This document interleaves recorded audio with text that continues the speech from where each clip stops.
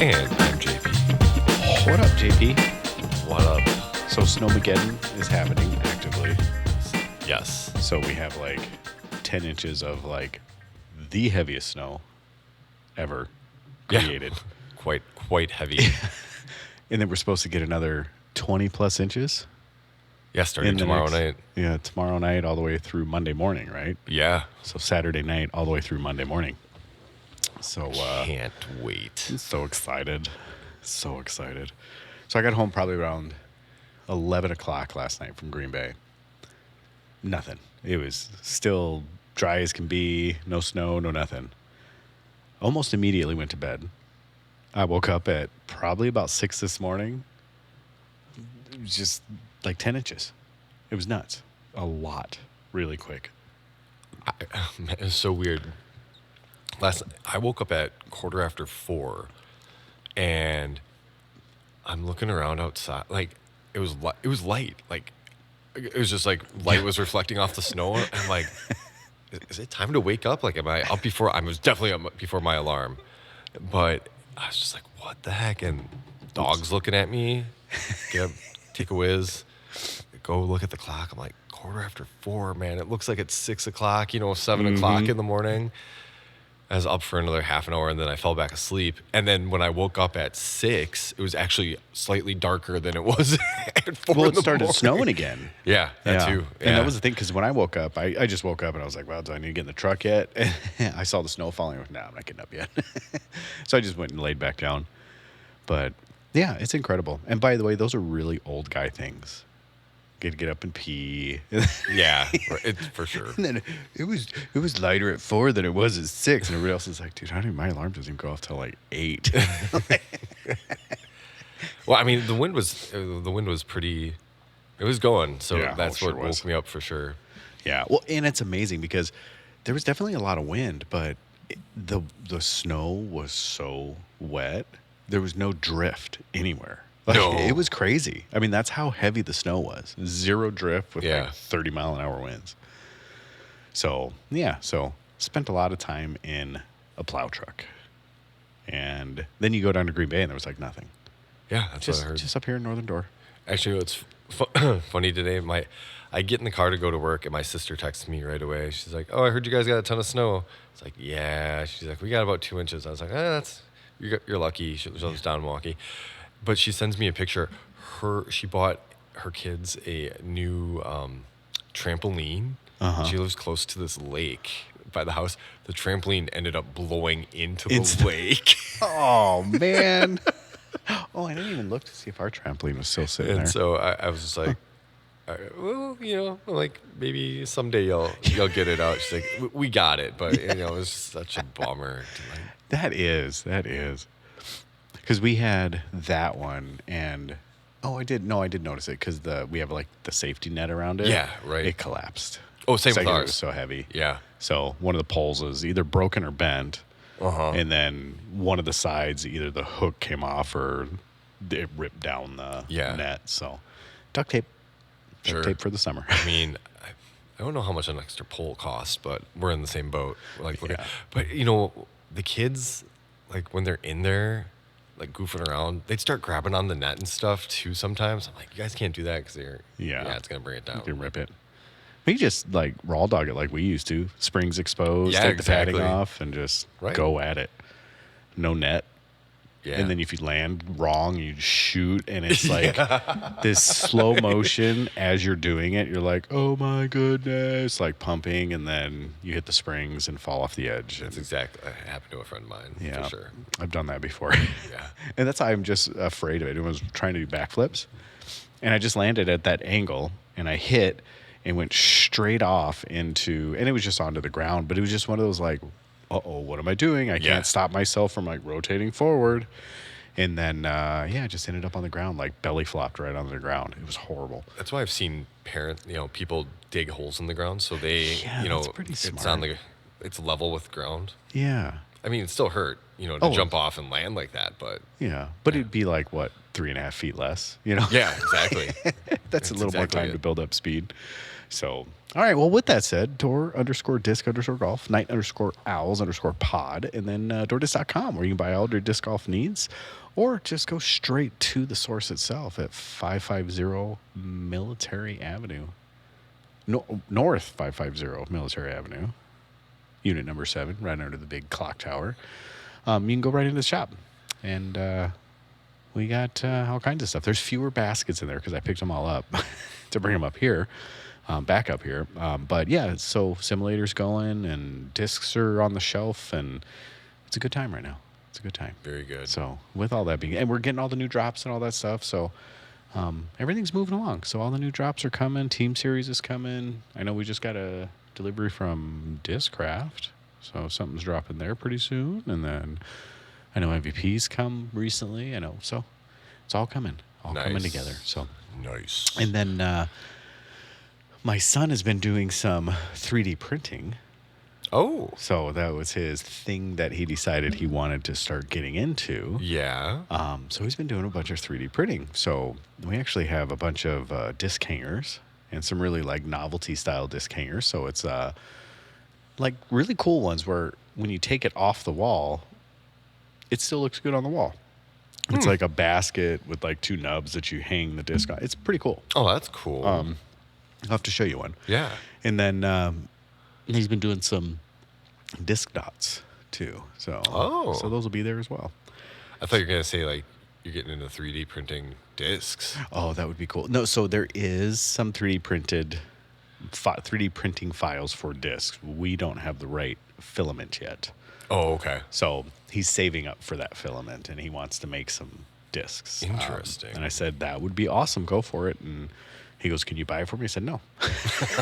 It's like, make some money, and then you can buy it. Yeah. Because I guess a roll of filament and then one disc, you probably get like 20 discs out of a roll, like a 2-kilogram roll of filament, which just seems pretty good. Okay. I think the math is mathing there. Yeah. And and he wants to do it. So he's just like, yeah, I'll give it a try. So they have like a putter. We found a putter, a mid, and a driver. I don't know what they're modeled after. Yeah, But they're right. out there. So we'll see how it goes. Interesting. Yeah, we'll see how it goes. What else has he been printing? Oh, everything he can. Like Yeah. that thing runs 24/7. It's crazy. Like I'm surprised he hasn't burned through a tip yet, or like a nozzle. But he's done those like fidget toys where the spiral things that go in and Yes. like on each other. Yes. And they make one solid thing. He's done those. He's done, the boats. Like they're just preloaded on most Okay. printers. It's like the first test print that almost all printers do, but it's like this little almost looks like a tugboat. Okay. Cool. He did like 3 sizes of the tugboat. He's done, I'm just trying to think of all the goofy things he's done. He's done another fidget toy where you like pick it up and it's like in segments. He's done like one of those foldable dragon things. He's done a bunch of bike things like cranks and, like sprockets with like sayings in them Yeah. and stuff like that. But when I say like that thing runs 24/7, so the one we got has an app for the phone. And he's like loading projects and then like starting them. Like we'll be sitting somewhere and like we went to the softball facility and he's sitting in the truck. He's like, do you mind if I connect to the Wi-Fi? And he like starts the print from there. And I'm like, Hopefully he doesn't have something sitting there like waiting to like. no. So this one has like a little camera on Oh, it. So okay. like it shows the print bed Got it. before you can do anything. And I'm just like, oh, okay, this is the life we live right now. Like Printing on top of printings. he's just printing everything. And Jeez. but he's getting pretty good at it, pretty good. It's amazing how young people pick up stuff that quickly. So look to see more disc golf stuff coming. But I know that Ashton, who works in the store, has been doing a bunch of 3D printing as well. Oh, really? I don't know if he's selling anything there, but I know he's been doing some like disc displays and things like that. Okay. So it's pretty neat. But yeah, so Isn't that how our bag tags were made? that's how our bag tags were made. Yeah, they were made by. Speaking of, we should probably get some of those made. But yeah, they were made by Trevor Tremmel. So I guess it's Sergeant Trevor Tremmel right now. But yeah, they're made by Trevor Tremmel. So I think we had, 2 years of them or 3 years of them? Yeah, something like that. Yeah. So, and I don't know if I still have number one. I know I have number one on the second set, but I don't know who has the number one of the OGs. Maybe Tyler. Maybe Tyler. And then he just stopped. Yeah. So no one will ever get it again. Yeah. But could be. All right. So what's new in your life? It's been about a week-ish, two.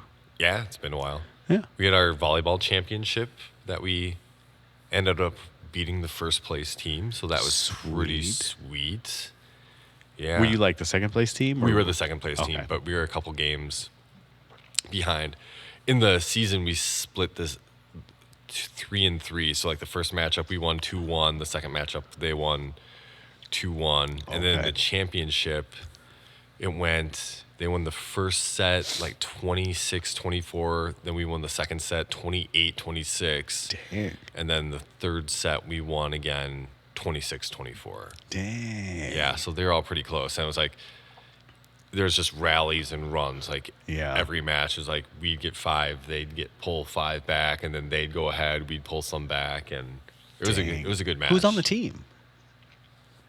Well, it was the Sturgeon Bay team that we played. Oh, okay. And then it was Alyssa, myself, Matt Hecht, Dustin Reinhardt. Yeah, Reinhardt, not Reinhardt. Mm-hmm. And then Danny and I can't think of his name. Andrew Okay. Eiding. Okay. Yeah, so we all play on different teams in the summer, but no one really plays a lot in the winter, so we come Just together. pull everybody together. Yeah. Okay. Cool. Yeah. Well, congratulations on that. Yeah, so we got team picture. I don't even know, like it might be in the Pulse. Ooh, dang. I don't know, like the Y usually might put something in there. You Very submit nice. it, and then they usually give us a plaque with our champions. And then, Yeah. Is it just one plaque that you guys share? yeah. So You just Alyssa- pass it around. yeah, that's literally what happened. Alyssa gave the plaque that they had won last year because I didn't play last year, or I was a sub last year, but I didn't play in the championship game or anything. So she gave it like just a couple weeks ago to somebody else on the team because they gave it to her. She's like, "I'm just gonna give this to you," Yeah. because she has a couple. So- Yeah. That's cool. And then nothing else has really gone on. Like we had like really nice weather Monday, Beautiful.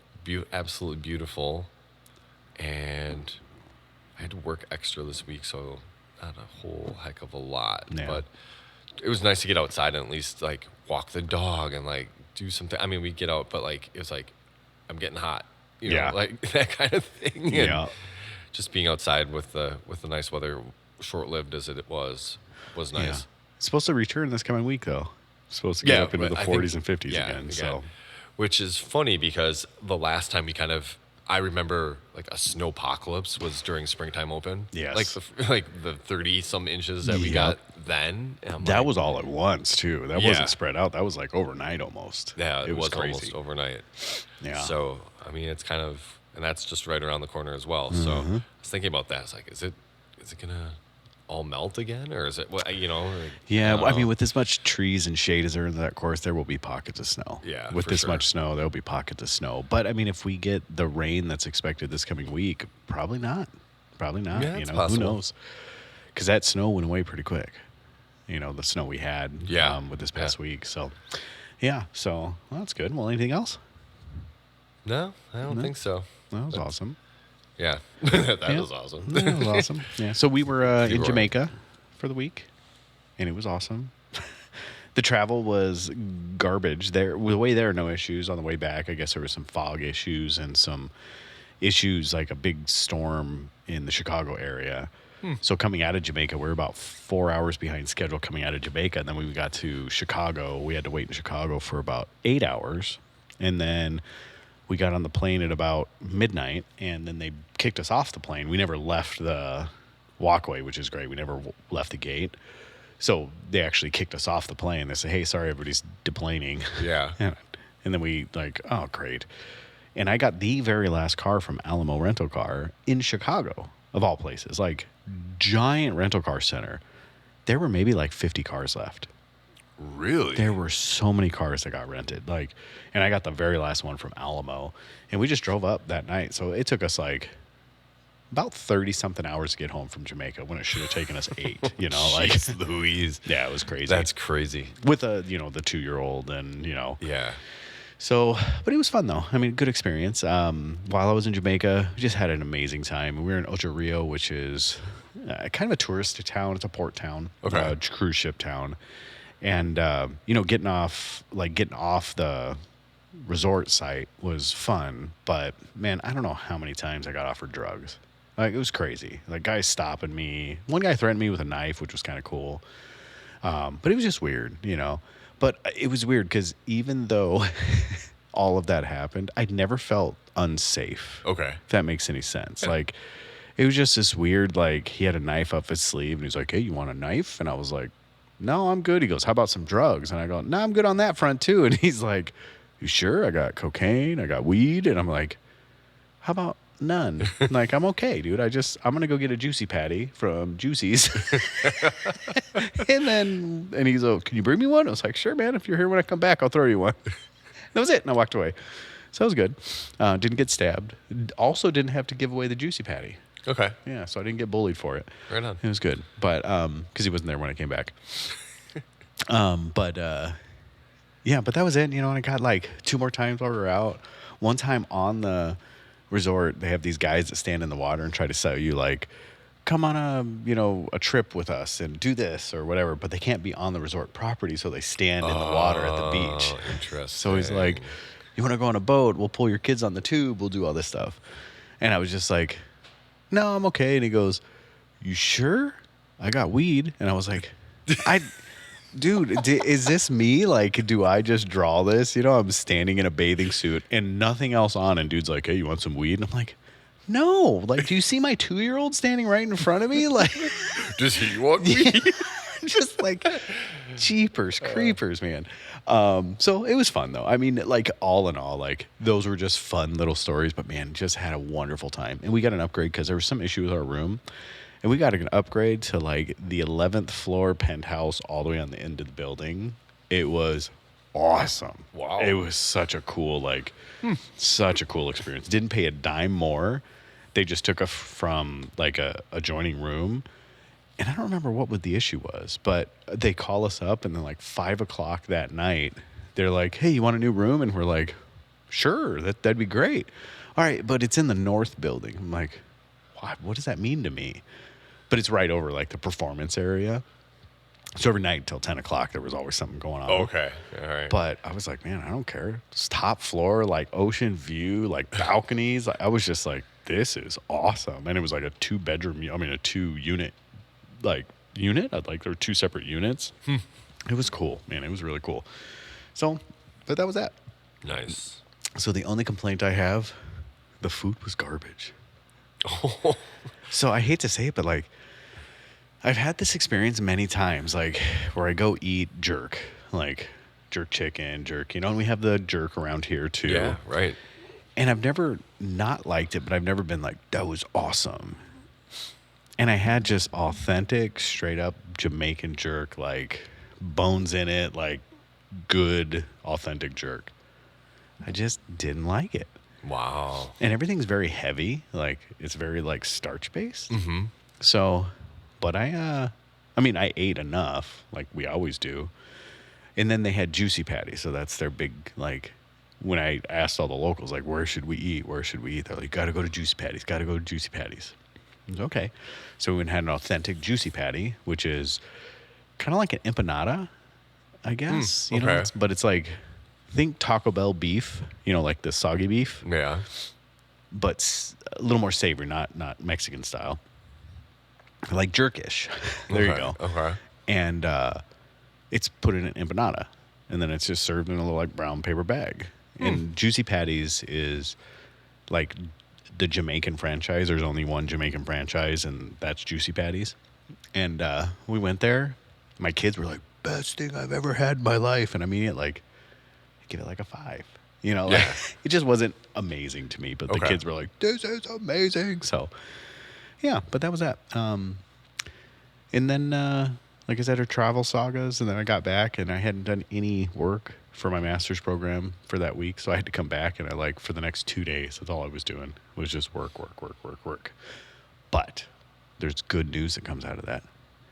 I have a great conversation topic that we can hopefully tie into disc golf. Fantastic. All right, so you ready? I am ready. You putting on your thinking cap? Thinking capish, yes. Okay, Yes, yes. thinking cap-ish. And Yes. for those of you listening, thinking cap ready? Okay, so, and by the way, thinking caps aren't the pointy ones when you sit in the corner. Those are dunce caps. Yes. That means you're stupid. All right, no, hold on. Maybe you did something stupid. Anyways, so with that being said, so I have been learning about appropriate ways to train. Uh-huh. And we're doing it mentally, physically, and then also stretching, recovery.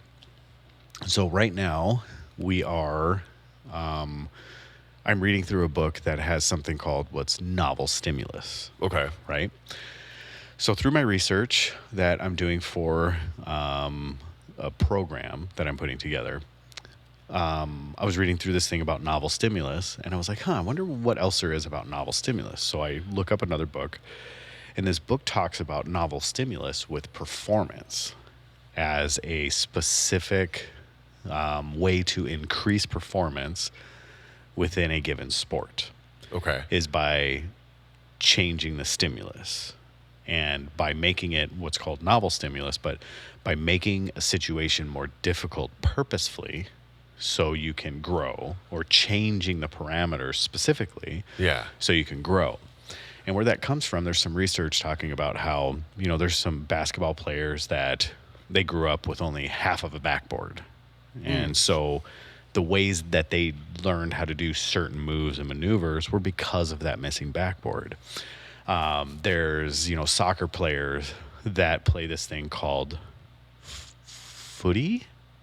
Foosh? I forgot what it was. Okay. But it's another type of soccer, but the ball cannot leave the ground. It has to stay on the ground. Yeah. And they grow up playing that. Yeah, yeah. And it gives them better handling skills. And, on and on. So you go on and on and on.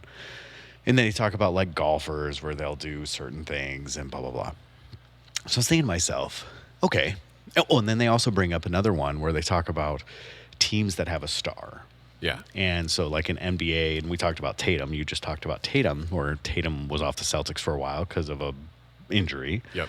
And the rest of his team had to kind of step up and start making passes to people that should probably not normally getting passes in those situations, blah, blah, blah. But they started to get more confidence with one another playing. And then Tatum comes back and the team just goes off, right? Not only Tatum, but now Tatum and the team are contributing Right. on Yeah. a more equal level. So they see that consistently when a star goes down, the team plays without him for a while, and then the star comes back, and the team is just that much better than they were before the star went down. I mean, there's a caveat because like they still had Jaylen Brown, who's like just as good as Tatum, but like you're still adapting to having one star compared to having two stars. So Yes. like it's still kind of the same concept. Well, exactly, yeah. And, and I think you can see that. I was trying to think of some of the bigger ones that you've seen where they come back and you're like, dude, it's like he never left. Yeah, he's still right. not performing the way he did, but the team is performing at that much higher of a level. So there's those novel stimulus that creates performance gaps in players. So there's one thing they say genetics causes a certain level of athletic play that is, you can't do anything about it. You're either born with it or not. So there's a certain level of that. But those are kind of the genius, like the Tiger Woods, Sure. Who's the chess genius? What's his Magnus Samuelson? Magnus Yeah, Magnus Carlsen. Carlsen. You talk about like people like that. And then there's like violin, and you talk like those are just genetically gifted. These are like savants at these sports. And then you talk about like certain physical attributes that can be trained. And then they talk about once you get to a point or a certain level, they are finding that like Otani's talking about how he will make a certain situation more difficult in order for him to become better. And they're doing that right now. Well, they'll remove a portion of the game that is too easy for him. He'll make it more difficult in some way, shape, or form. So it's called reliance training, I guess. Oh, okay. Or maybe I'm getting that wrong. So now that all of that has been said, I've set the boundary or the groundwork. what in disc golf is that novel stimulus to generate better performance? So from my observation, everybody just goes out and putts at a basket over and over and over again to make their putting better. Yeah. There have been novel stimulus apparatuses put out there, like the marksman basket, like the disc dot, like, and there was that, what's the thing you put over the basket? Yeah, like the champ cap or something it's called. Yeah. It's got like the hole in it. The holes in it, Yeah. So those would be novel stimulus to create better performance. What are people doing to create better performance on a regular basis, and who's promoting that? Who's the one saying, like, you guys need to start doing this stuff? Does it happen in disc golf? No. I don't think it does. No. So this is another one of these things where I sit back and, like, some of this research is super old. Some of the research is just coming out, like this novel stimulus thing, and I forgot the name that they call it. That's like research that has just come out. I mean, it's been being done over the last like 20 years, but it's research has been being done. And another place, so Winter Olympics just finished. Yeah. Belgium dominated in a very, very, very impressive fashion, like even more so than they normally do in the Winter Olympics again.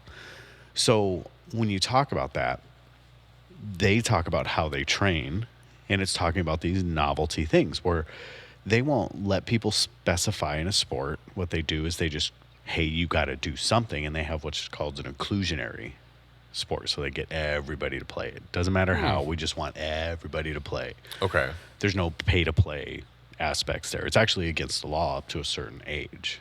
And you don't start exclusionary like, sports here in the United States where you can get cut from teams and stuff. Yeah. They don't even allow that until above the age of 15 or something like that. Statewide, like that's a law. Yeah. So, but Belgium does that as well, where they'll do novelty stimulus and training through, on their teams and how they train. And obviously it works to a level, at least in those sports. Sure.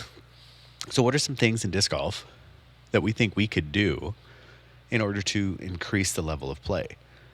Because right now, common training is I'm going to go putt 100 times. Yeah. I'm going to go throw in a field. And then I'm going to step on a tee bed and play a game. Yeah. What else do you hear about? Other than that, it's just getting in the gym. Right. That's about it. Yeah. I mean, maybe it would be you go try to hit a gap or, that would be something like you're trying to put shape shots or something. So you're constantly trying to going to a hole and like practicing ripping some kind of shot shape. Right. But that's about all I can really think of. I mean, throw half a disc. Right. Yeah. 3/4 of a disc. See how that affects your throwing, or shorten up tee pads, or Yeah.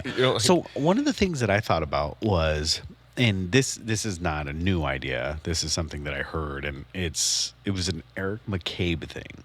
Okay. And he said when you go out and play, he goes on a tee pad, like actually get out and get into game situation on a tee pad, throw 4 or 5 shots.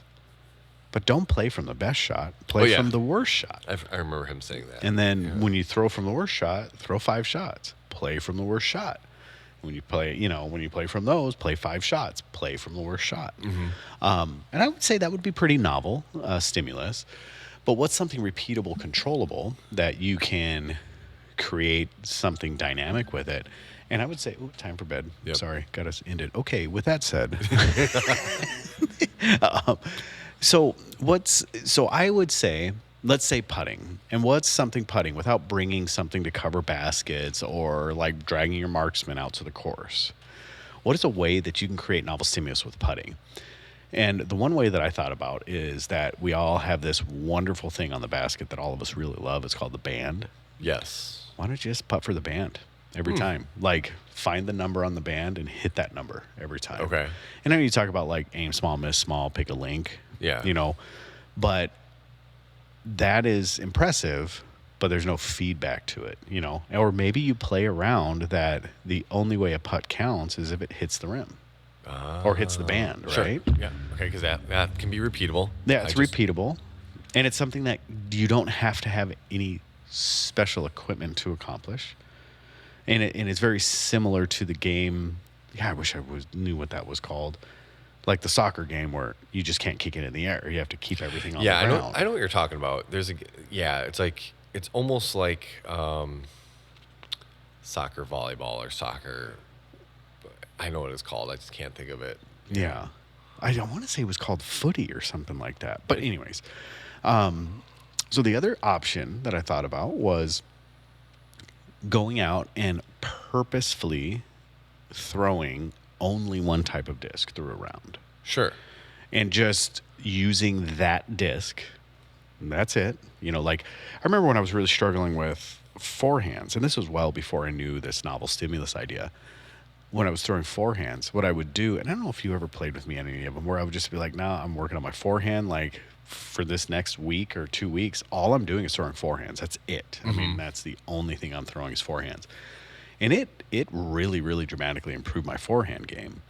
I could have done it for a lot longer because my forehand game still needs a lot of work, but it was amazing how much it helped. Sure. And then I did that with putters. I was like, I really need to learn how to throw putters really well. And I just had putter rounds. Yeah. And I would do a lot of putter rounds. And I would refuse to take any other disc on the course. I would just take putters. And I would say there was a good while there where I could throw putters really, really freaking well. And it was because of that, because that novel stimulus, all I did was throw putters. So I know I have some real world examples, but why isn't this a mainstream thing? Why are people out there? And I know there's training schedules. I know like when we talk about like efficiency in athletics, I know that there's a very specific way to test and train, but why are we not trying to make ourselves better? All we're doing is continuing to do the same thing over and over again. I don't know. Yeah, because like I keep thinking too about building balance. With training, like you always want to have that balance. So like you train, your lower body, upper body, or right side, left side. So one part's not Yeah. I mean, you're always going to have a more dominant foot, hand, whatever it is, but you want it to equal out so it's not imbalanced so much that you're like down, hindered by it. And I don't know, like it's just one of those things where I think it's always like the feeling of if something's not broke, don't fix it. Right. So I mean, if you're gonna rely heavily on trying to hit 450 or whatever it is, you're gonna keep using that whatever technique or device you have to help you reach that Right. as easily as possible. Yeah, but we do have to keep in mind, and I think people would say that it's incredible that people are throwing 500 feet. Like, how much further can they really throw on a disc golf line and blah, blah, blah. And this will get into the Houck design of the Big Easy, too. How much, we don't need it that blah, blah, blah. You're going to talk about, like, all these limitations that you're going to self-impose. But it wasn't that long ago. I mean, honestly, probably within the mid-teens, like 2000 teens, a really good golf shot was 350 to 400 feet. And now we've almost increased that by 100 to 150 feet. I mean, like I remember when Vegas was first, like 2015, 16, when it was just first freshly on the Pro Tour, like to see someone throw 600 feet, we were just like, oh my goodness, I can't believe that, Yeah. And now that's like 600 feet. You're like, oh, that's pretty cool. It's like not a big deal. Like, Right. Because I remember watching AB throw and Eagle throw at Vegas or I'm just trying to think of these bomber open courses. And you'd be like, I could not believe he would throw. Anybody could ever throw that far. Or like some of the rollers people would put down or stuff. And you're just like, oh my goodness. And now you're like, oh yeah, that's cool.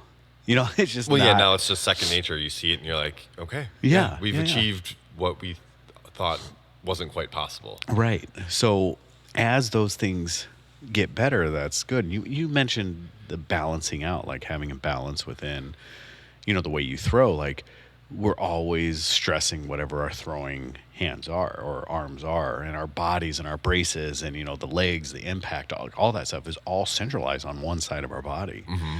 And one of the biggest ways to avoid injury is through symmetry, like balancing out the forces that you're putting on your body. So if you're training right side only, because that's how you throw, this is what you brace with, you do all that stuff, you're more likely to be injured than if you were training both sides.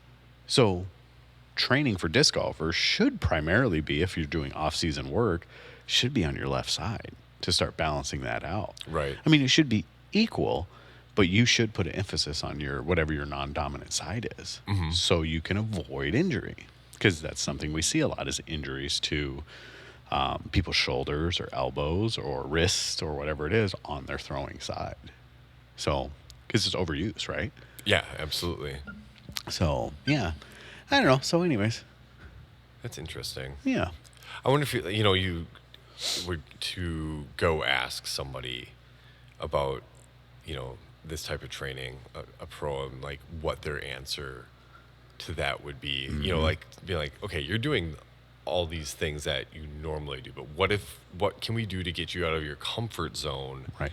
that we think would help you progress? Right. It'd be interesting to be like, oh, I never really thought of that. Or, I've thought about it, but I've never really applied it to Yes.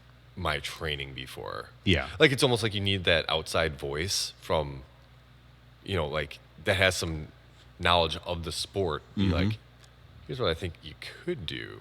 Right. But you just need that push. Right.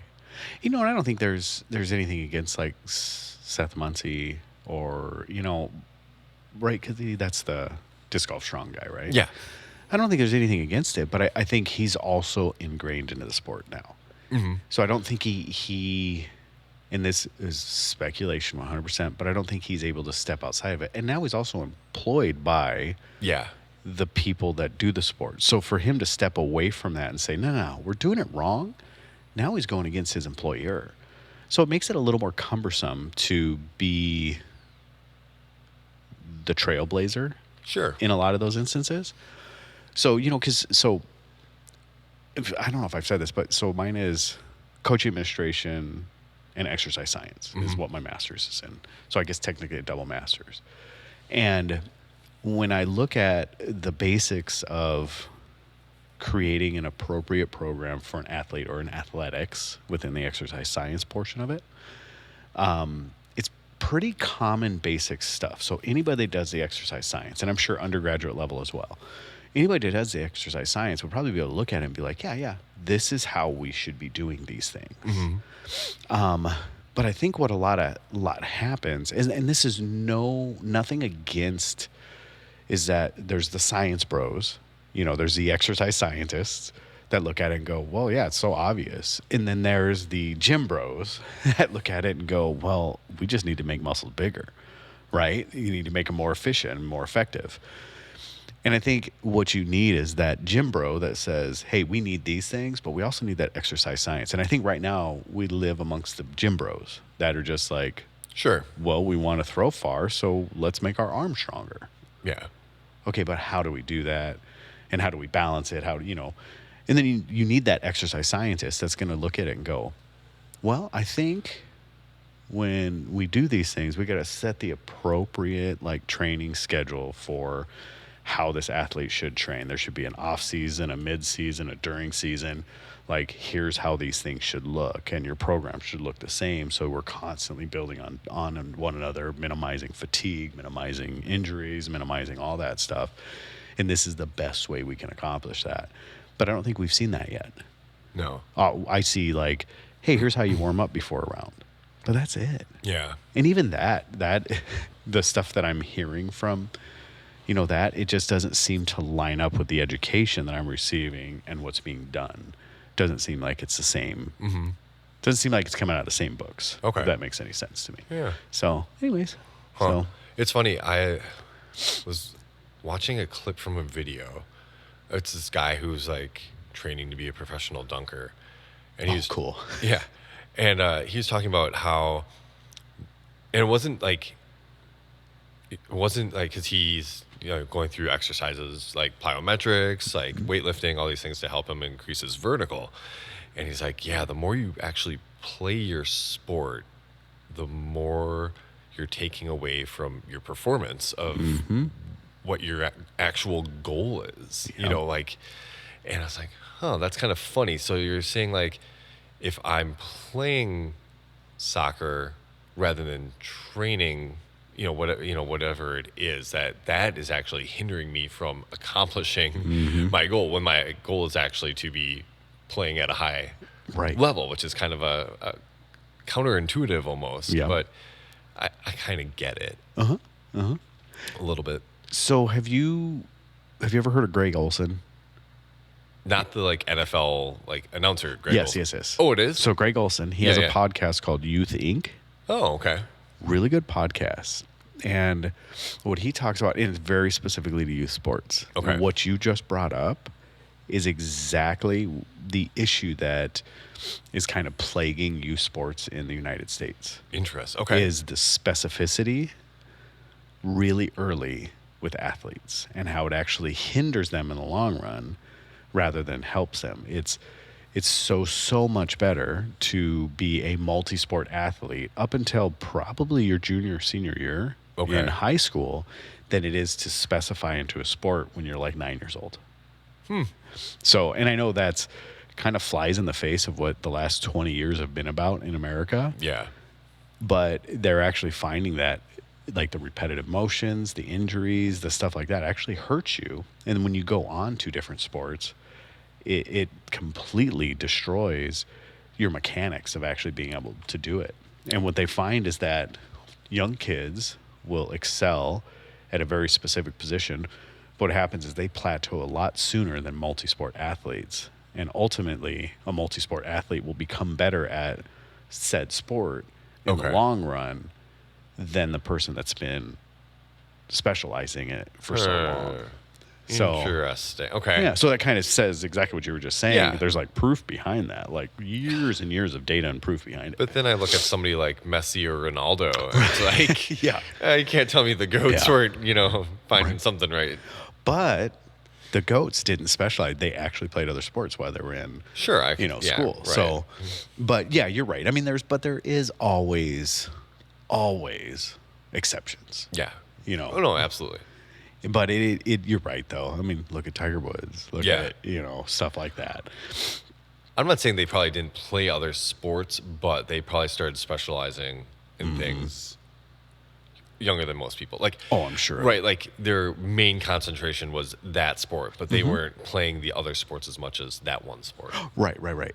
And I'm not sure. I don't know if they have, I don't know if I picked up on frequency of other sports, but I know that they like the idea of this sport, only this sport is a really, really big no-no Yeah. for kids. Now, once you get in high school, like they say, yeah, it doesn't really matter at that point, but the young specializing at such a young age is more likely detrimental than not. So, what that does is kind of reinforces what you said first, when you were talking about it. So, anyways, sorry, we want to go on. No. Funny enough, so last episode we were talking about training as well.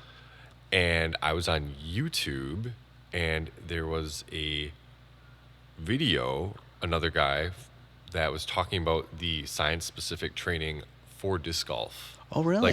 Like he kind of like piggybacked off of what we were saying the other day. It was only like a 7 or 8 minute video, and I kind of forgot who it was, but I was like, that is exactly what we were just talking about Yeah. on the podcast. Yeah. And got quite a few views. Oh, that's good. Yeah, but it's like this is exactly what we were talking. Right. Yeah.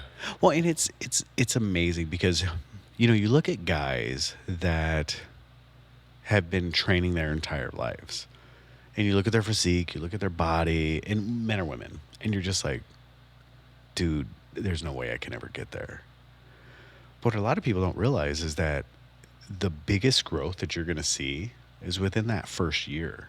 And So one of the things that we see like with training and keeping stats for like testing for 40s and bench and all that stuff like within athletics is that the increase, the goal setting for increases should be monitored. Within that first year, you can set pretty lofty goals because you'll probably achieve them. You know, you can see like a 4x growth your first year. Sure.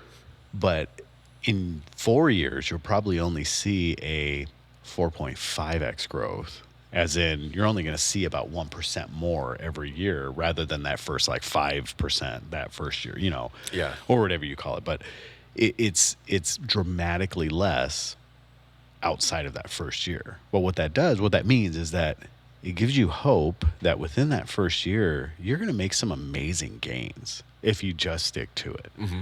And it's pretty novel, like the amount of time that you have to spend to make gains, which is really cool. And here's something for the guys that and women that used to train and then they stopped training, like me. Muscles have memory, and that's like proven. When you get back into training in any way, shape, or form, your muscles will come back really darn fast. Like, and you may not get to like 20-year-old Shane, but I could get to like 26-year-old Shane, you know, like pretty darn quickly, which is great. So, you know, it's neat stuff. Like, it always looks like an unclimbable mountain when you step back and look at it. But when it comes to training and sports specific stuff, man, it comes so quick. The only barrier is you. I mean, honestly, it's your, what do they call it? Why can't I think of what that's called? Like when you do something and you stick to it. Discipline. Yes. That's the one. Yes. I was like stick-to-itiveness. Yes, stick-to-itiveness. So, yeah, anyways, sorry. Right on. So, yeah, you'll get more of this. I mean, I don't know everything about it. I'm just learning about it. But, hey, if I'm learning about it, I can have a conversation about it and let other people think about it and learn about it maybe. Mm-hmm. So, like I said, I might have a different idea next week. But as of right now, that was the good topic that we were reading about. Cool. So, I like it. there you go. So, anyways, we want to go on to the Big Easy. Big Easy. Big Easy, which seems to be like probably one of the pros' favorite courses out there right now. Yeah, it seems that way. Yeah, it does. It does. Yeah, everybody's just like super excited about playing it. And they say it's like not very challenging. It's pretty wide open. The lines are pretty easy to hit. Mm-hmm. I mean, all these things, they're just like positive reviews all the way around. If you were talking to John Houck. So I think the consensus, correct me if I'm wrong, JP, but I think the only one that's excited about it is John Houck, right? That's what it seems like. That's for sure. He couldn't be more gushing about his course design and his wife's big tee pads and Yeah. the lines he's forcing people to hit in gaps. And Yeah. So what's the deal with the lines on the tee pads? Have you noticed that? Did you notice like all the like colorings? So there's two different sized tee pads. There's a bigger one, which the bigger ones are on holes 1 and 18. Mm-hmm. And I think there's a smaller design that kind of looks like a little torpedo or something that are on 9 additional courses. And so what I've gathered with like the much larger tee pad is that the lines, like there's yellow lines apart from the actual tee box itself, which is painted in red, that those are kind of like runways or areas to help pros line up their run-ups. And then there's like a green, like kind of tail-looking thing on that back, and I'm like, well, that's nothing really. So all these lines, I'm like, why? Yeah. Just why? Yeah. I do like the idea of the skirt around it. And Well, I think that's an erosion. That's a land management thing. You know. Right. That's been what was talked about. And, like for like after you're running up follow throughs, so people aren't tripping, getting injured and all that. Understand it. But like the actual lines themselves that are painted on there. Yeah. Why? Why? They're arbitrary. They don't mean anything. No. It's no pro needs to know, oh, I need to run up at this angle. They're going to run up on it However they want however to. they want to, regardless. Mm-hmm. You know, and then there's all it was doing as well as causing confusion. Yes. You know, I was watching a short clip of Paul Macbeth really did not Oh no. jive with the designs of the and the paint, like Yeah. the painting of the tee boxes. Like they're slick, you know, Mm-hmm. but they were talking about how people were running up and you know their back foot was outside of the tee box. He's like, you're gonna get called a foot fault every time. Like I'm gonna call you, I'm gonna call a foot Right. fault on you every time if this happens. And so I get it. I mean, are they cool? Yes. The other big tee pads we've seen like this are the big circular ones. Yeah. You know, Yeah. those are fine too. Like I have no problems with those. But those are like you could at least those are used sometimes for multi-directional Yeah. holes, right? Yeah. So like you're going up to like one hole and then like you play off another, you know, kind of like a safari So layup type of deal. most famously Fountain Hills. Yeah, that's what I was, yeah. Yeah. Yeah. And so I played on them. I still just kind of love the directional rectangle. You Yeah. know, just put the front of the box towards the basket or towards the fairway, whatever's the, primary objective, and then just give me about 10 feet. Yeah. Right. I'm happy with it. But I get it. Hauk is trying to prove something. He's trying to push the game along. There's a lot of times where people are way ahead of their game. And maybe he's trying to future-proof this course, so That it'll could actually be relevant when the gameplay increases. But there isn't anybody that likes the idea except for John Hauk. Yeah. I don't know if I scoured it when I started seeing all the stuff. I mean, I spent a good amount of time just scrolling and trying to find somebody that's like, it's a great course. Nobody likes it. Yeah. Nobody likes it. I'm sure the winners will like it, but nobody likes it. And they're valid concerns. I think some of the issues are unfair gaps. Yeah. As far as off the tee pads, they're unmanageable gaps. The shapes of the fairways and how they need to land, discs don't do that. So it seems to be the flight paths are unreasonable. Right.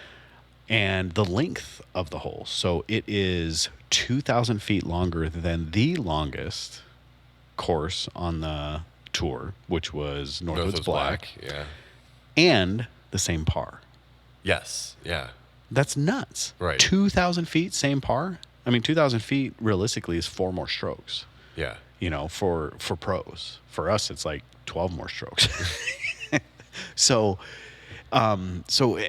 they all seem to be very, and they say, if you're going to set a par that's realistic. It should be, however many plus 2, however many is to get to circle 2 plus 2. Mm-hmm.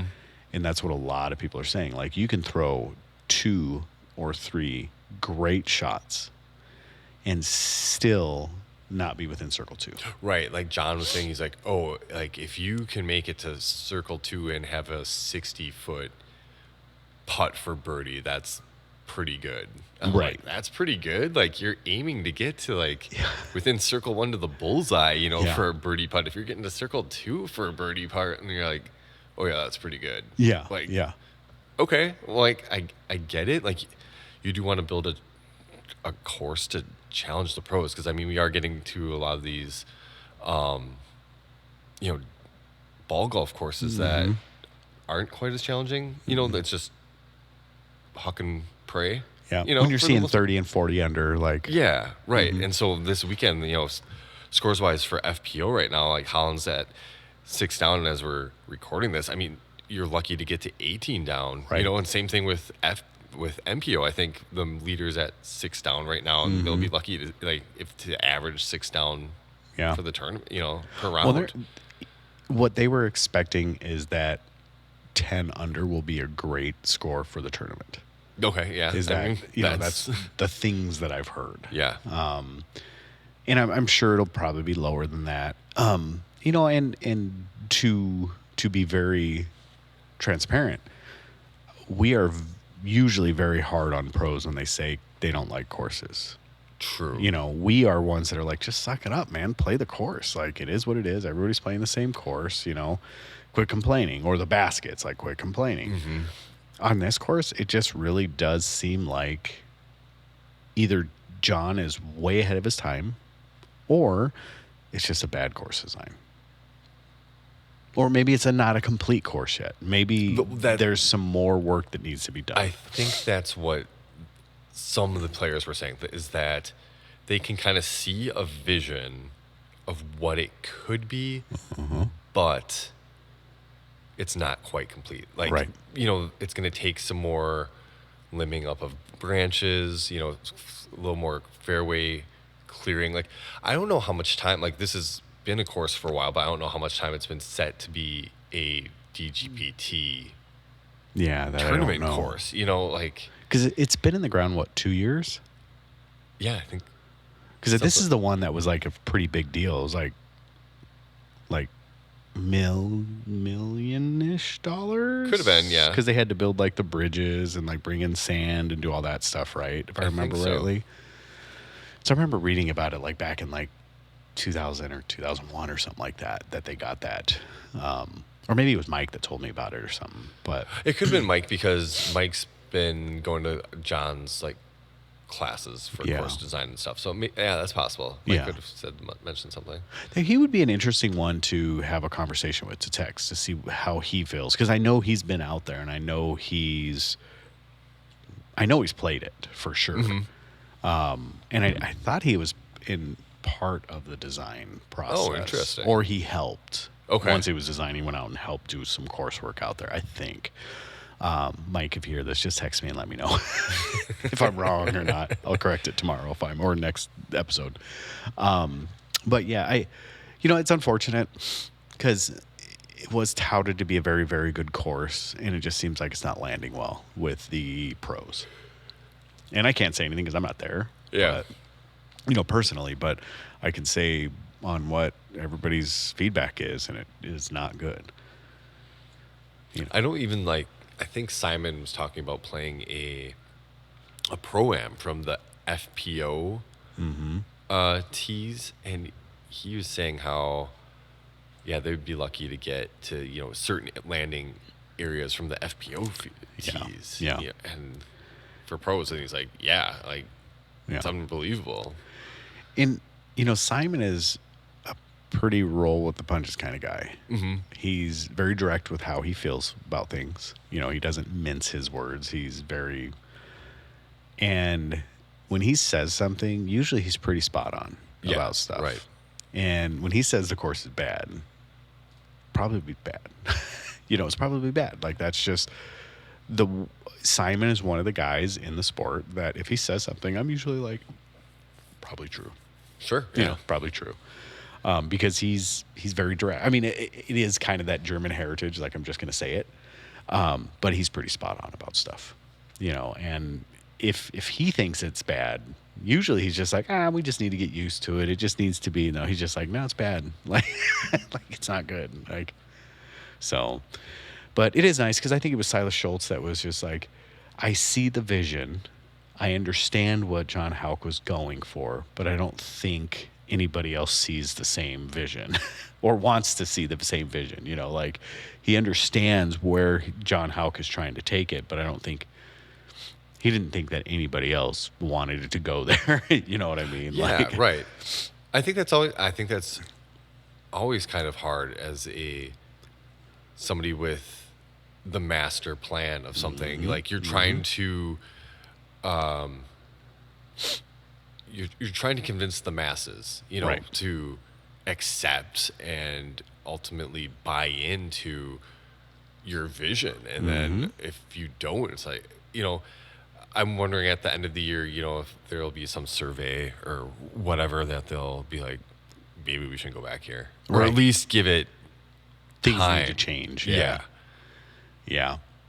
I would say so, and so I'll play the other side of the coin here real quick.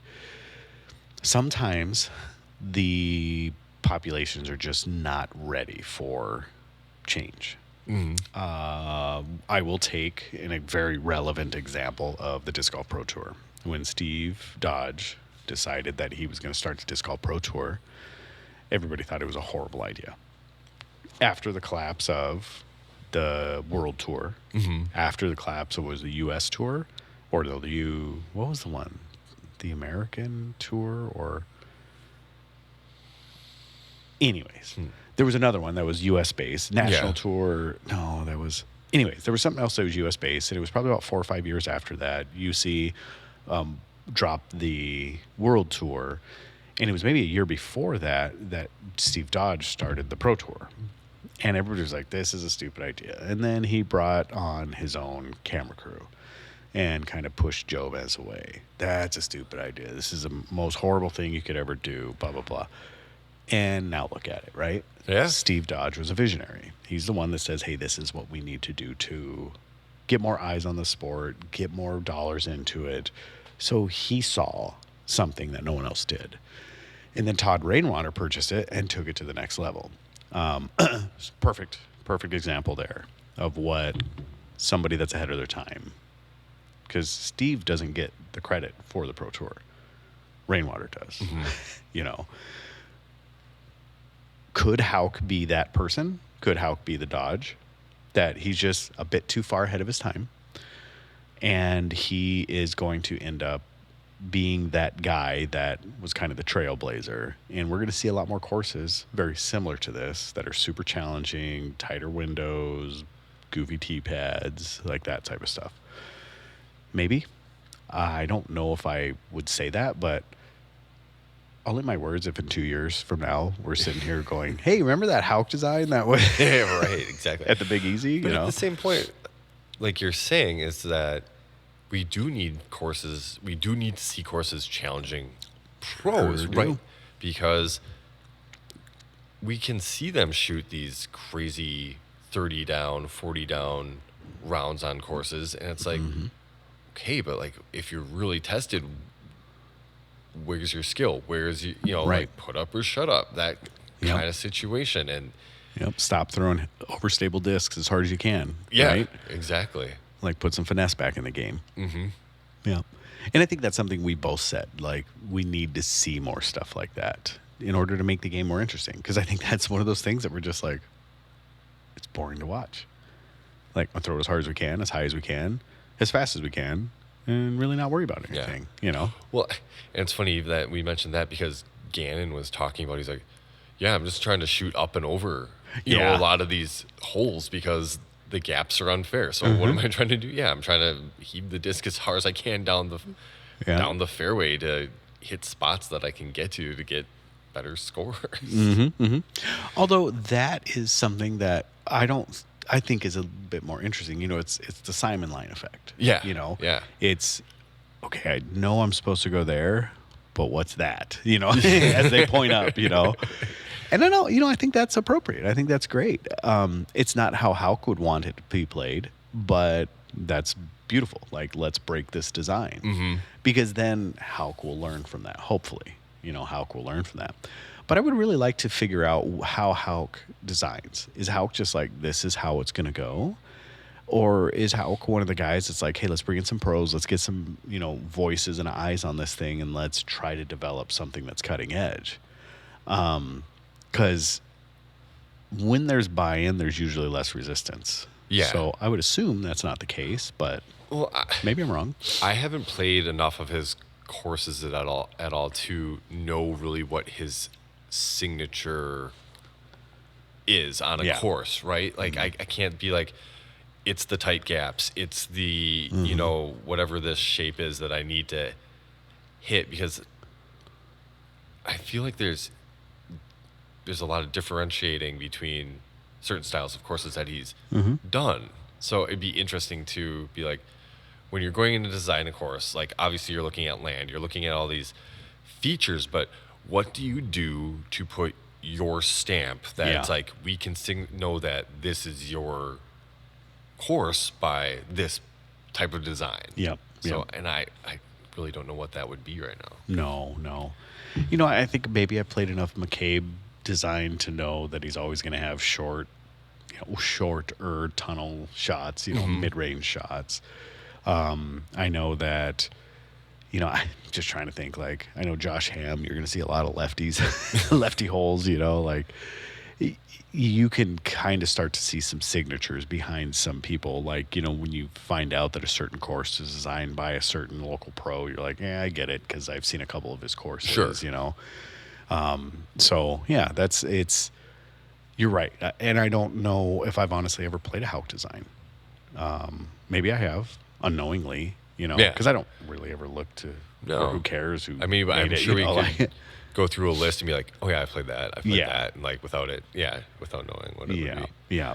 But I do know that Hauk in general, like that organization and what Hauk runs, which I'm not sure what it's called, but I know they do a really good job with educating, bringing like kind of the latest and greatest and best with safety and design to disc golf. Like they do a really good job with it. And maybe, like I said, or like we've both been saying, like maybe this is he's just trying to push the envelope. He just pushed it too hard, That could be. Yeah, because that's how creatives are. Creatives, like, you walk out onto that limb and some get really lucky and really push it to where it almost breaks, but it doesn't. But the limb breaks, I think this goes with a lot of things leaning towards art, right? Like there's people that push the envelope or are a bit avant-garde with certain things that it's really not appreciated till years later. Right. Like you see movies, it's like, oh, this bombed at the box office or whatever, and then all of a sudden it gets like a cult following. The Big Lebowski. Yeah, Yep. right. Like something like that, or Yep. like there's albums like that as well. Yep. It's like, oh, this wasn't, and then all of a sudden, like people are like, oh, I really learned to appreciate this aspect Yep. of whatever it is. Yeah, that's true. I mean, you look at Andy Warhol. You look at a lot of these. They were just kind of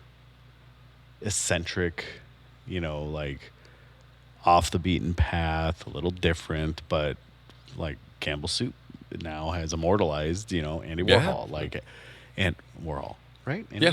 Warhol? Yeah. Okay. Did that right. So you just look at a lot of stuff like that, and, you think about like Jim Carrey's genius, like everybody kind of was just like, he's just kind of, but like, dude is brilliant. He was one of the best, like, what do they call him? That type of acting. Where you use your body and like it's like slapstick comedy. yeah, like one of the best there ever was, but I don't know if he was truly loved. I think he was a gimmick, for his acting for a while, like The Mask and Ace Ventura and stuff like that. Right. But man, he is so amazingly talented. Like you go back to his In Living Color days and like, dude, he's hilarious. But anyways, and then you have the other people like Dane Cook who like just killed it and then all of a sudden died. Yeah. Like I heard he's trying to make a comeback, by the I way, heard that as too. a comedian. Yeah. I would love to see it. But yeah, anyways, anything else on that? Oh, no, I don't think so. I mean, it'll be interesting to see what happens score-wise of the rest of the weekend. Yeah. See, and then maybe afterthoughts. Like, I'd be interested to hear, like, winners, what they have to say. Yeah. If they...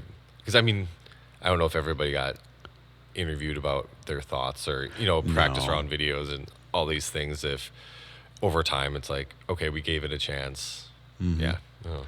I think I have probably seen about 8 or 9 different players. Nah, it's been more than that. Probably about 24 players total, FPO, MPO, that I've seen talk about it publicly. I don't have a ton of that in my feed anymore as far as like individual players go. I still follow them. I just don't have them in my feed that much anymore. So yeah. What else were we going to talk about? Oh, the all sports, all women's sports. Yes. Yeah. So they picked up, I think it's 9. 9 tournaments, 35 total rounds, and it's a big deal because it's global and it's basically, I know I'd heard of it before, but I didn't know where it was like picked up or like who was carrying it. So I think Amazon is the biggest streamer, and Yeah. then it said Pluto TV. Pluto, Sling. Yeah, Sling. I'm trying to think of if there was a couple others, and those ones like I wasn't quite sure. Like Peacock, I think that might have been one, and then. But anyways, what it does is it puts it in front of a lot of eyes. So I'll play the antagonist in this a little bit. I have heard arguments and I don't subscribe to this, but I've heard arguments that it's really a big nothing burger because who's actually going to seek out streaming of FPO playing, Okay. disc golf playing. And so I think Bobby, the Disc Golf Afterman, I think they put out one where Chris Clemens brought out the argument like, and I adamantly disagree with this argument, but I'll put it out there. And Chris Clemens put out the argument that more people, FPO is more relatable to the public because it's more of the game that the common person plays, common disc golfer plays. Sure. Yeah, I've heard that plenty of times. I've heard it plenty of times too. I adamantly disagree with that because I don't want to see what I'm doing. I want to see what I could do or what the best in the business are doing. Mm-hmm. Now, I'm not saying that these women couldn't beat me 10 out of 10 times. They for sure could, most likely. The ego in me says not a chance, but the reality probably they will and probably hand it to me. But with that, I still don't want to watch me play. Like, I don't want to watch people at my caliber play. Like, I don't pay money to go watch high school. Well, actually, I do pay money to go watch high school, but that's because it's my kids. kids. Yeah. But I'm not going to go, like, I'm not going to go watch high school, pay money to watch high school. I'll go pay money to watch pros. And that's kind of the thing that I would look at with disc golf. Like, I know I can play to the caliber or in the caliber of the FPO division. I want to watch the best in the world play. Yeah. And he put them head to head. Like, and this is not a sexist thing. This is just the men throw farther, putt further, like better scores, more dynamic. So maybe not more dynamic. I'll take that back. But I don't want to watch me play. Or people that are just slightly better than me. I don't want to watch that play either. Like, it's just, that's not what I want to watch. And I would probably assume that that's probably the feeling on most people. But except for Chris Clemens. Yeah. So. Yeah. I think overall, it's good exposure. Even if people aren't actively seeking it out, I feel like it's a good stepping stone to get it out to more people. And it's also a pretty good alternative to DGN, I would say. So if you're somebody who's already paying for an Amazon Prime membership, you're using Prime Video or you're going on Pluto. Pluto's a free platform that you're able to watch FPO disc golf without having a DGN subscription. Like, you can get all the rounds. Yep. That's awesome. It is. So I agree. I have no qualms with it whatsoever. I think it's a fantastic thing. I think there's more eyes is better. Yeah. In any way, shape, or form that it comes. More eyes and more publicity is better. So back in the day, back before the streaming services, I remember sitting there watching like ESPN The Ocho and just watching these random sports that would come on. And, whatever it be, ESPNU or ESPN2 or ESPN. What was the other one that they had? Anyways, there was a bunch of them, or you'd watch FSN, or you'd watch like any of those like random sports networks. And I remember sitting in the residence hall room, like when I was in college, just like watching random sports like that. I've never heard of them or seen them or didn't even knew they existed. Like, it is cool. Like, and every once in a while when I run across new sports, I'll stop and watch because I'm just like, I gotta figure this one out. Like the crazy tag thing that like that's a weird one that I don't understand. Or there's this like this sector game where like if you get tagged before you touch the next block, you're out. But if you touch the next block before they tag, the person that's in the block is out. It's this weird, like, and that's another, like, from Asia somewhere, like Sure. India or Pakistan or, you know, somewhere in that area. And then the other one is the hoopless basketball. Yeah, netball. Netball. What is that thing? It's played over in England. It is good. I can't. So once they're in a certain perimeter, the defense or the offense can't move. They can just reach. Yes. Right? Yeah. That's what it seems like. Like that's what I'm trying. Yeah, because like you can be within like it looks like a 3-point line. Yeah. And then there's another smaller little area that you're like trying to get into, but there's no jumping. No jumping within a certain with a certain yeah. So like you can have your hands up and like somebody can be in front of you, but they can't like get up and like effectively swat your shot. Yes. Yeah. I don't know. I've seen it. But you can box out. Like once the shot's up, there's boxing out. Like, yeah. But yeah, no backboard, nothing. Like Yeah. it is. I don't know all the rules. Right. Yeah. And it looks like, man, like why not just stand out there at that 3-point line, just start like, Yeah. I don't like know. shooting, you know? But it's a nifty sport. So we'll bring this train back to the station. Like I think that's what disc golf is going to. That's what I think what this FPO coverage is going to be. It's going to be people randomly flipping through whatever these services are and be like, "What's this?" Yeah, that could be. And then like, "Hey, I'll watch this. This is curious to me. I don't understand this." Like, "Hey, they have those things in my park." You know, like, "Is this how you play this game?" You know. So I think there's some positives to it. I think there's some, not some. I think there's some amazing positives to it. Yeah. So, and you know, I would stand in the face of anybody that says it's not good for the sport. Like, it's awesome for the sport. I think too that it's probably I don't know how much money they are paying to be on this, but the entry point for this to be on, I mean, for FPO to be on this all women's sports network, comparing it to being on, getting our coverage on CBS Sports or on ESPN or anything like that, the entry level money has got to be lower for sure. You hope so. Yeah. You hope so. So Yeah. Hopefully returns are decent enough Right. to justify it. And knowing that it's such a niche broadcasting network or conglomerate that, it might even be one of those ones where there's a certain level of like charity or exposure or maybe monies that are specific for it. So maybe, Yeah. maybe it's not even a cost, which that would be brilliant if that's the case. But Right, the they're like- likelihood is slim. But Yeah, if they came to like the Disc Golf Pro Tour and we're actually like, we think we have something that we can offer right. the tour by bringing this on board with us. Right. Yep. Yeah. Yeah. Either we have, a coffer full of money that we want to bring in new sports, or we have a donor that wants to do this, or, hey, we'll do it, but like it's just a tiny fee, comparably speaking, per view or something, Right. Which I think that would be brilliant. But I think you're right. It is a good way to, and we've complained about this. Well, I say I've complained about this. I think you were on board with it, but to bring it out from underneath that banner of DGN, I think you're right. It's getting more exposure. Like, I think one of the worst things that DGN does is it keeps it behind this little paywall, this little secretive club, Yeah. Whereas now they're bringing out more exposure. More exposure, the better.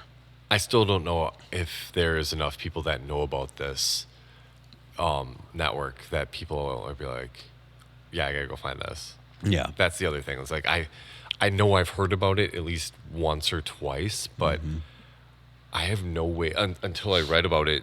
I had no way of knowing where to find it. Right. That was tough, and I don't know if maybe that's bad of me. Like I'm not actively seeking out enough women's sports or know what women's sports are on this network to be like, okay, I have to go find that. Yeah, yeah. I don't think there's any shame in that. It's just that's not what's populating in front of us, especially in this world of algorithms. Like, well, that's incredibly hard. so, there's so many networks like Telemundo doesn't come up in front of me. I know what it is, but like it's not on my radar. Yeah. You know? It's really weird. So it's just like a super random thing. On Hulu recently, we like have like I watch ESPN pretty much, or like some of these like our local channels, and then also I'll turn it on. I'm like, wait a minute, why are you not showing me what's Right. coming up like on all these channels that I normally watch? Like, why can't I find this Yeah. easily? Show me other stuff. But I'm like, I just literally watched this channel the other day. Why aren't you showing me what's Yeah. on it? Isn't that kind of nice though, in a Yeah, way? it is in a way. Yeah. Because I feel like that's some of the mystery of, or some of the, maybe the detriment of nowadays, especially with streaming and the access of screens all the time, is that we get so bored with even just the stuff that we choose to watch. Oh yeah, absolutely. Yeah. Like we'll be sitting there watching something and we're so bored with something that we chose to watch because we're, and maybe for me, it's like, I'm thinking about all the other things that they could watch. You know what I mean? Like, because it's just at the click of a button. I'll be sitting there watching something on my phone and I'm like really enjoying it. I'm liking it. It's something I'm interested in. But then I'm just like, well, I wonder if this is on, or I wonder if this person dropped a new video, and I'll just like on to that video. I like completely enjoying the video I'm watching, but I'm just like, meh, let's go to another one. Or I'll like look up at the TV and the kids will have something on. And I'll just watch that and the other things just play. It's exactly.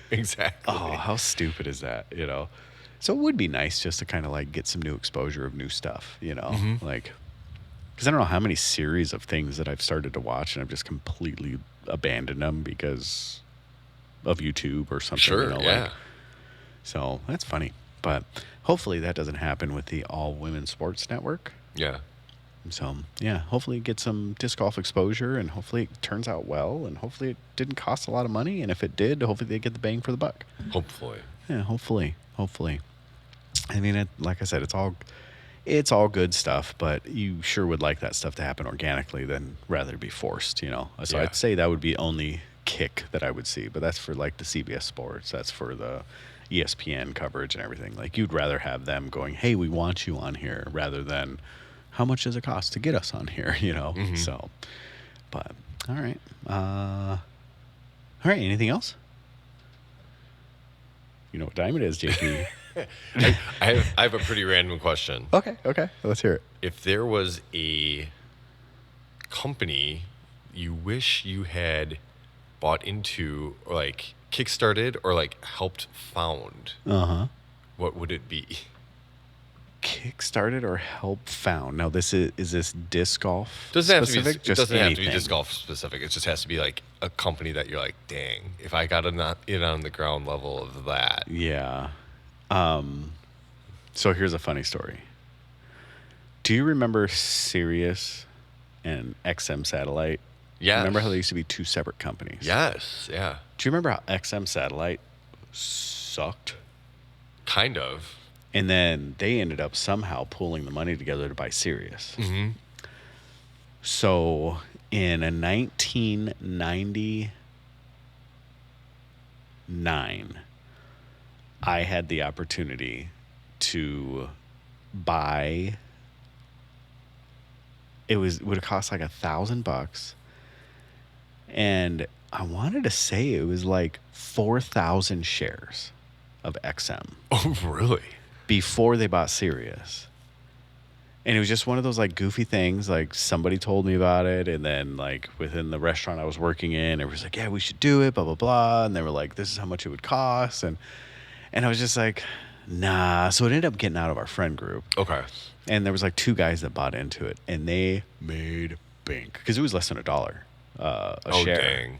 And I want to say it like went up really darn quickly. Oh, really? Yeah. So I had an opportunity to do that. So that's one that I missed investing in. But I mean, I was young. I was like 18, maybe 17 at that time. I can't remember how old I was, but I was young. I was still in high school. And then let's see. So just imaginary any company that I could have been involved in. Does it matter timeline? No. Milwaukee. Oh, yeah. Like Yeah. Milwaukee Tools. Milwaukee Tools. Right Yes. on. Milwaukee Tools. So, and that would just be like because of the sheer like magnitude that Milwaukee Tools is covered now. Yeah. Like the popularity of it is nuts. And I like the products. Yeah. What about you?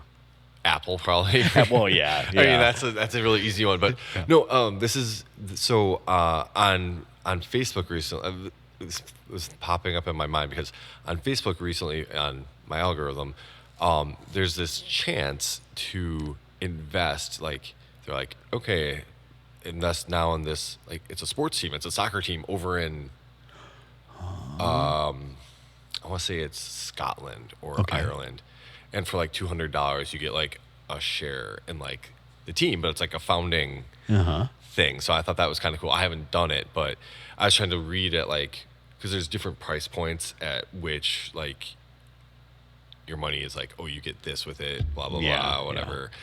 And so I was just kind of reading up on it. I was like, oh yeah, I wonder like if or it's like if I could have gone back and bought Bitcoin before, like it exploded, back when it was like pennies, like that kind of situation. Like, geez, that wasn't even too long ago. That's how sad that is. Yeah, it really wasn't that long ago. No. It was like 2015 or something like that. Exactly. Yeah. I felt like I got in it at a really good time, but it was still like $3,000 a bit at that time. So, but,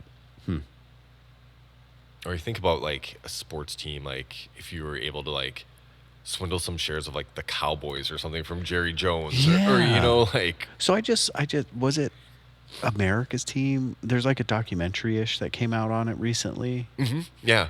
And I was kind of reading between the lines, and I got curious, and I wondered how much they bought Dallas for, or how much Dallas sold for. Yeah. And I'm just like, oh my goodness. I mean, in today's money, it's like it doesn't seem that much, but it was like $1.3 million or something stupid like that. And I'm just like, it's $1 billion franchise. Like, I mean, it's a huge number. And I even think about Green Bay, like how much they got it from Washington for. Like, I was just like, what? I mean, and it was like thousands of dollars, like not tens of thousands of dollars. Mm-hmm. Like, yeah, you're like, it's nuts. Wow. And so MLS, when it was like a fledgling league, it cost maybe $100,000 or something to like start a team. This was back in like the mid 90s. Yeah. Now it's up to millions of dollars to have teams. It's like crazy how much. I mean, part of it's inflationary, but at the same time, like how much a team is worth or growth, branding, that type of thing. You're like, oh man, and what all the money goes to, setting up the brand, the company itself, everything like that. And it's just like, wow, like it's sports in general, man. If I could buy a team, I would love to, just in general. Yeah. Any athletic. I mean, like even like indoor football league. Like buying like the Green Bay Blizzard. Like how cool would that be? Yeah. And the amount of money that's in those teams. I mean, you even go into youth sports. You look at the money that is in these travel teams and stuff. It's astonishing how much money there is. But yeah, you buy into one of these pro teams, like you think about like concessions, venue, apparel, the sponsorships, it's a lot of money. I mean, I'm sure it costs a lot of money to run too, but it can't be more than what they're making, or else these teams wouldn't exist. Yeah, I mean, exactly. There has to be some big money into these things because they're not tax write-offs. Like it's not one of those things, So it would be really cool to own a team. I don't know. Maybe one of these days. Maybe JP. That's what we'll do. We'll start a disc golf team league, and we'll just buy a team. Yeah. We just buy Prodigy because they're going to be cheap. It keeps coming down. We just got to be patient. We should start a team tour. Okay. Yeah. Doubles tour or something. Yeah. To that effect. What would the teams be comprised of? Mixed doubles, maybe. Mixed doubles. Okay. So it'd be 2 people. How many people would be on said team? That's a good question. So would you have multiple teams on a team, or would it be? Ooh, so it'd be like a F1 situation where you Yeah. got like team whatever that, so you got two teams. Yeah, like A and a B team or something like Yeah. that. You know, Huh. I don't mind that. I'd be for it, That'd be kind of interesting. but we'd have to name them just ridiculous stuff. Like I don't know. You know what we should do is kind of just. I mean, we've said this before, and I'm bringing it back up because I think it's so brilliant. Is that we should go basketball style Oh, and just like local bars or whatever. Just like let's start sponsoring some teams and just start a yeah. tour. That'd be fun. Yep. Yep. Psych outs on the Psych tee outs, on the yeah. on the tee pads. I see. I think all these things are great ideas. Heard your sister's dating Squeak. Yeah, exactly. Oh, got the psych out. And did they get a point for psyching him out effectively? I thought it was Yeah, something like that. Yeah. I haven't watched basketball in a while. Yeah. See, I feel like a league like that would kill it. And and it would be a perfect place for all these MP40 guys that are on the verge of retiring or Oh, like yeah. MP50 guys. Dude, you know how funny that would be to see all these old like disc golfers just bagging on each other?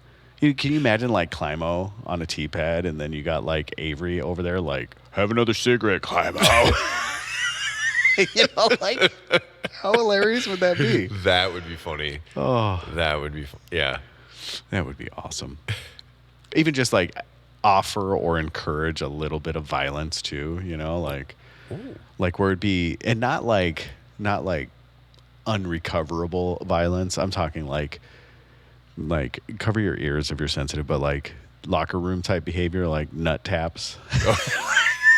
You know what I mean?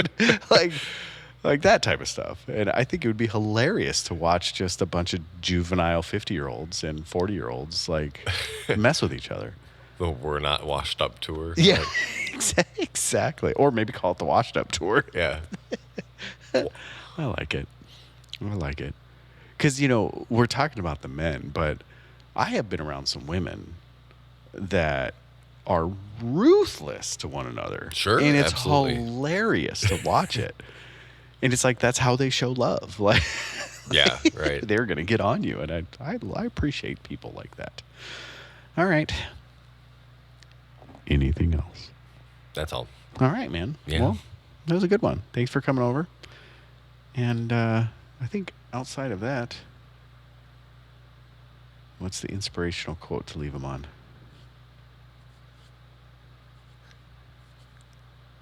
I don't know. I got one. Okay. This will be on brand with what we were talking about early. Is there's nothing to do but to do it. Ooh. There's that one. Inspiration. Inspiration. Yeah. If you could see JP, Inspiration. he's pumping his arms at the same time as saying that. Yeah. In rhythm, slightly. Slightly. He's white, so it's like Yeah. slightly offbeat, but Yeah. all right. With that being said, keep us apart and deuces. Button. Oh, button. Nope, still.